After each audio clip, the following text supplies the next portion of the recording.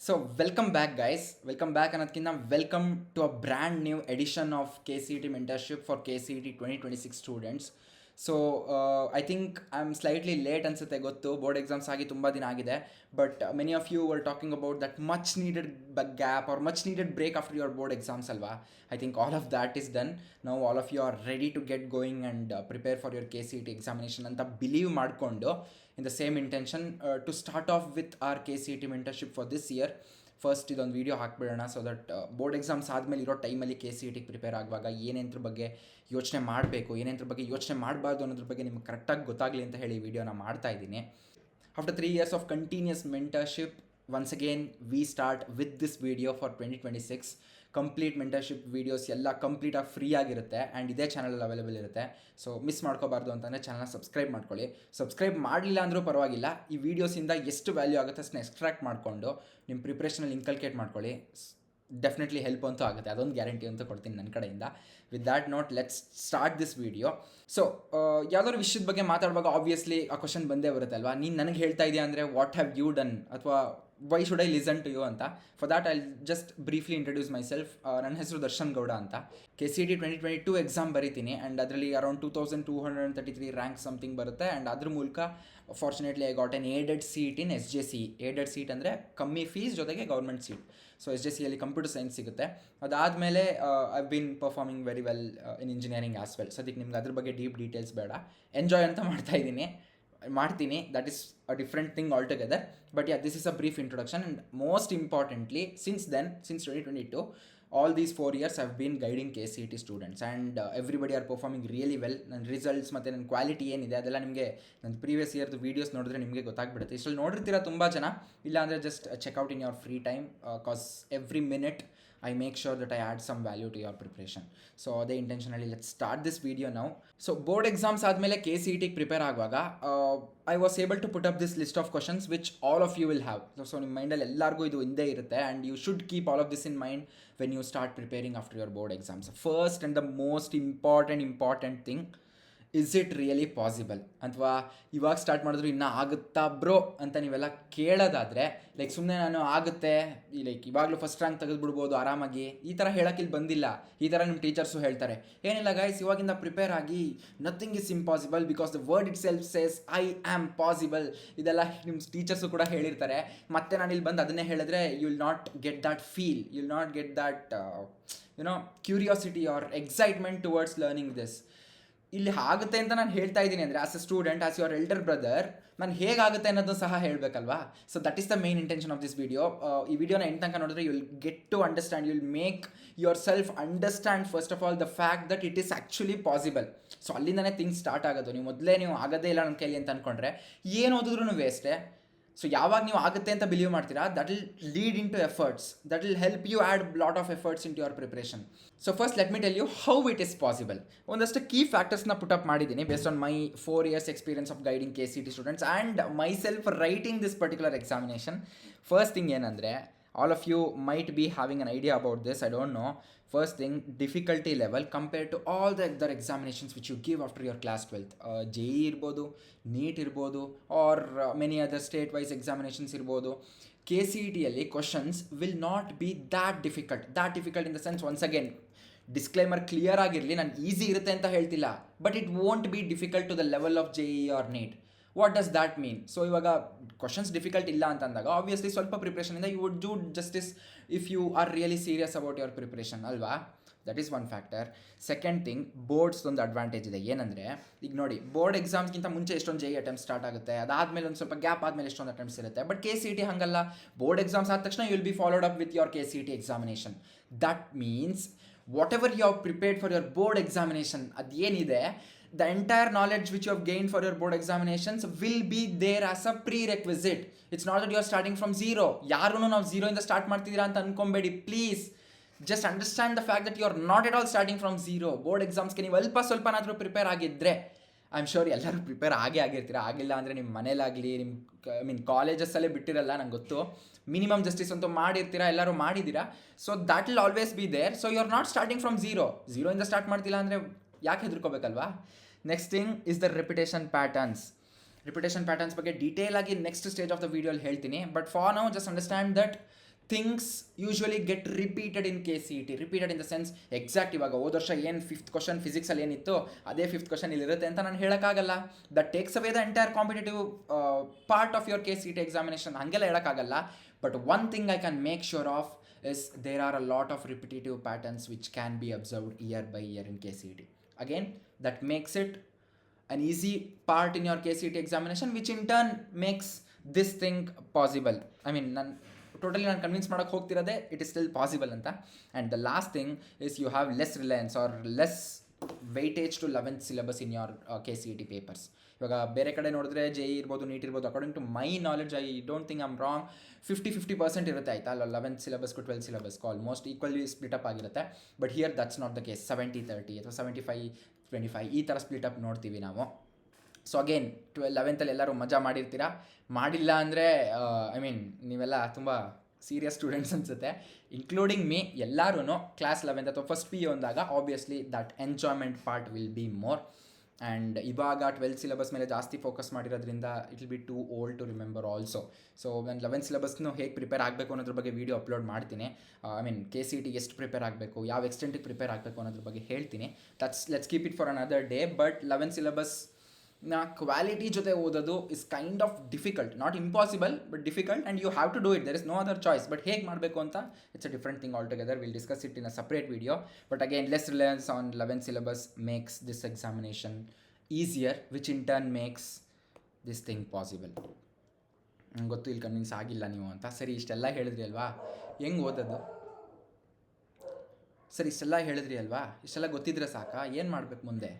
ಅದ್ರ ಬಗ್ಗೆನೇ ನೆಕ್ಸ್ಟ್ ಸ್ಲೈಡಲ್ಲಿ ಹೇಳಕ್ಕೆ ಬರ್ತಾ ಇದ್ದೀನಿ. Next slide is once again one of the most important slides here.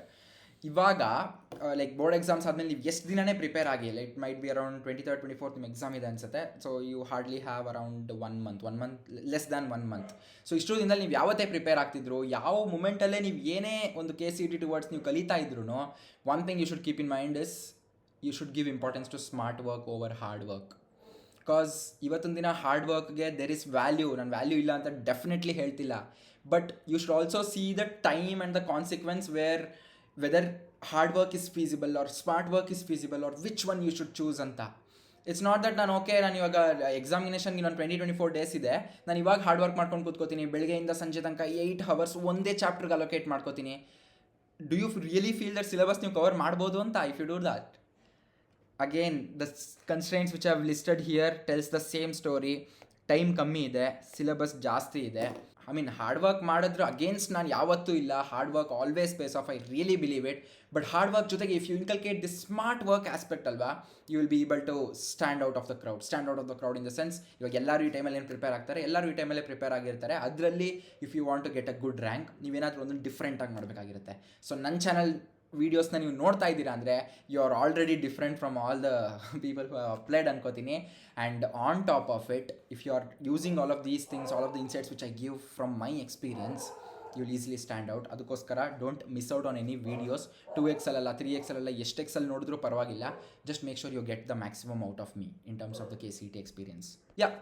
Less time, large syllabus ಇದೆಲ್ಲ ನೋಡಿದ್ವಿ, ಸ್ಮಾರ್ಟ್ ವರ್ಕ್ ಬಗ್ಗೆ ಮಾತಾಡಿದ್ವಿ. ಬಟ್ ಸ್ಮಾರ್ಟ್ ವರ್ಕ್ನ ಹೇಗೆ ಇಂಪ್ಲಿಮೆಂಟ್ ಮಾಡೋದು, what are the 3 magic keywords which will help you throughout this phase of board examinations till your KCET examinations. Most important phase, extremely crucial phase for all of you who are giving your KCET examination this time.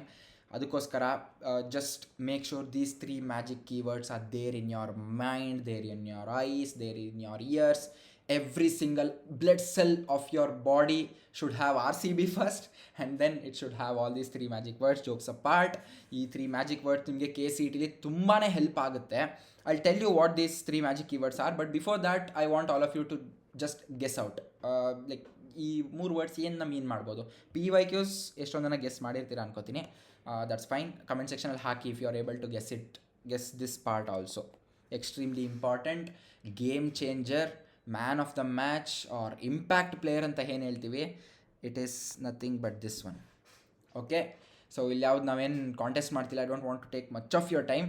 So CWW stands for chapter wise weightage. ಇವಾಗ this is the most the crux of this video ಅಂತ ಹೇಳೋಕ್ಕೆ ಇಷ್ಟಪಡ್ತೀನಿ. Be very careful, take findings from this, ತುಂಬಾ ವಿಜಿಲೆಂಟಾಗಿ ಕೇಳಿಸ್ಕೊಳ್ಳಿ. ನಾನು ತುಂಬ ಸಲ ಕೇಳಿರ್ತೀರ ನೀವು, ಎಷ್ಟೋ ಜನಕ್ಕೆ ಇದ್ದದ್ದು ಐಡಿಯಾನೂ ಇರಲ್ಲ, ಏನು ನಿಮ್ಗೆ ಹೇಳ್ತಾರೆ ಎಲ್ಲರೂ ಸಿ ಇ ಟಿ ಅಂದ ತಕ್ಷಣ ಚಾಪ್ಟರ್ ವೈಸ್ ವೆಯ್ಟೇಜ್ ಅಂತ ಬಡ್ಕೊತಾರೆ ಅಂತ. ಬಟ್ ಚಾಪ್ಟರ್ ವೈಸ್ ವೆಯ್ಟೇಜ್ ಅಂದರೆ ಒಂದು ಚಾಪ್ಟ್ರಿಂದ ಎಷ್ಟು ಕ್ವಶನ್ಸ್, ಎಷ್ಟು ಮಾರ್ಕ್ಸ್ಗೆ ಅಥವಾ ಎಷ್ಟು ಕ್ವಶನ್ಸ್ ನಿಮ್ಮ ಕೆ ಸಿ ಇ ಟಿ ಪೇಪರಲ್ಲಿ ಇದೆ ಅಂತ. ಸಿ, ಇವಾಗ ಒಂದು ಅಂಗಡಿಗೆ ಹೋಗ್ತಿರ್ತೀರಾ, ಏನೋ ಒಂದು ಮನೇಲಿ ಪ್ರಾವಿಷನ್ ಸ್ಟೋರ್ ಕಳಿಸಿರ್ತಾರೆ, ಇವಾಗ ಏನೇನು ತೊಗೋಬೇಕು ಅಂತ ಕರೆಕ್ಟಾಗಿ ಏನಕ್ಕೆ ನೆನ್ಪಿಟ್ಕೊಂಡು ಹೋಗ್ತೀರಾ ಹೇಳಿ? ಈಗ ಸುಮ್ಮನೆ ಅಕ್ಕಿ, ಗೋಧಿ, ಬೇಳೆ ಮೂರನ್ನು ತಗೋಬಾ ಅಂತ ಕಳಿಸಿದ್ರೆ ಎಷ್ಟು ತರಬೇಕು ಅಂತ ಏನಕ್ಕೆ ಕೇಳ್ತೀರಾ? Because you need that exact quantity in order to quantify the things which you are buying ಅಲ್ವಾ? ಅದೇ ಥರ ಕೆ ಸಿ ಇ ಟಿಲೂ ಒಂದು 180 ಮಾರ್ಕ್ಸ್ ಇದೆ, ನಿಮ್ಮ ಹತ್ರ 180 ರೂಪಾಯಿ ಇದೆ, ಎಷ್ಟಕ್ಕೆ ಏನು ತೊಗೋಬೇಕು ಅಂತ ಹೆಂಗೆ ಫಿಗರ್ ಔಟ್ ಮಾಡ್ತೀರಾ? ಅದೇ ಥರ ಆ 180 ಕ್ವಶನ್ಸ್ ಅಥವಾ 60 ಕ್ವಶನ್ಸ್ ಪರ್ ಸಬ್ಜೆಕ್ಟಲ್ಲಿ ಎಷ್ಟು ಕ್ವಶನ್ಸ್ ಯಾವ ಚಾಪ್ಟರಿಂದ ಬರ್ತಿದೆ ಅನ್ನೋದು ಒಂದು ಮಿನಿಮಮ್ ಡೀಟೇಲ್ ಎಲ್ಲರಿಗೂ ಗೊತ್ತಿರಲೇಬೇಕು. ಬಟ್ ಅದು ಹೇಗೆ ಮ್ಯಾಜಿಕ್ ವರ್ಡ್ ಆಗುತ್ತೆ ಕೆ ಸಿ ಇ ಟಿ ಪ್ರಿಪ್ರೇಷನಲ್ಲಿ ಅಂತ ಹೇಳೋದಾದರೆ, there are a lot of chapters, there are some chapters at least which require less preparation but has more weightage in the sense more questions ಬರುತ್ತೆ. So these are good friends ಅಲ್ವಾ ನಮಗೆ?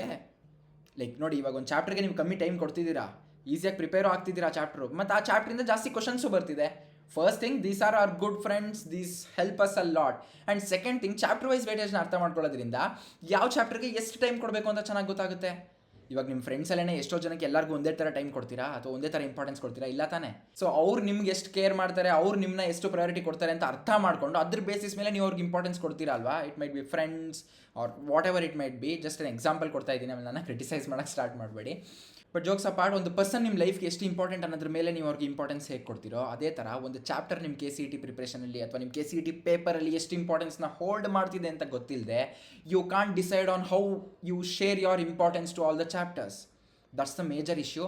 That is where chapter wise weightage comes into picture, and I want all of you to be very thorough with the chapter wise weightage. Further videos I'll bring it up. I'll bring subject wise videos. ಅದರಲ್ಲಿ ನಾನು ಮಾತಾಡ್ತೀನಿ chapter weightage ಬಗ್ಗೆ.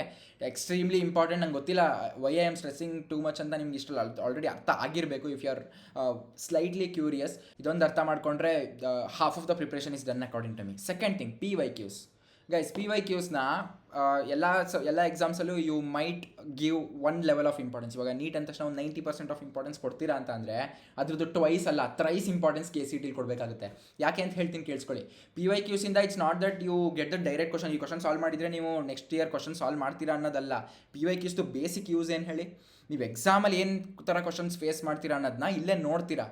So ಅಲ್ಲಿಗೆ ಗೊತ್ತಾಗುತ್ತೆ ನಿಮಗೆ ಯಾವ ಲೆವೆಲಿಗೆ ನಾನು prepare ಆಗಿದ್ದೀನಿ, ಯಾವ ಲೆವೆಲಿಗೆ ಪ್ರಿಪೇರ್ ಆಗಬೇಕು ಅಂತ. That is the main motive of solving P Y Qs. It's not that ಯಾವ ಎಕ್ಸಾಮಲ್ಲೂ ಲೈಕ್ ಪ್ರತಿ ವರ್ಷದ ಪಿ ವೈ ಕ್ಯೂಸ್ ನೆಕ್ಸ್ಟ್ ವರ್ಷಕ್ಕೆ ರಿಪೀಟ್ ಆಗಲ್ಲ. ಹಂಗಿದ್ರೆ P Y Qs will lose its importance.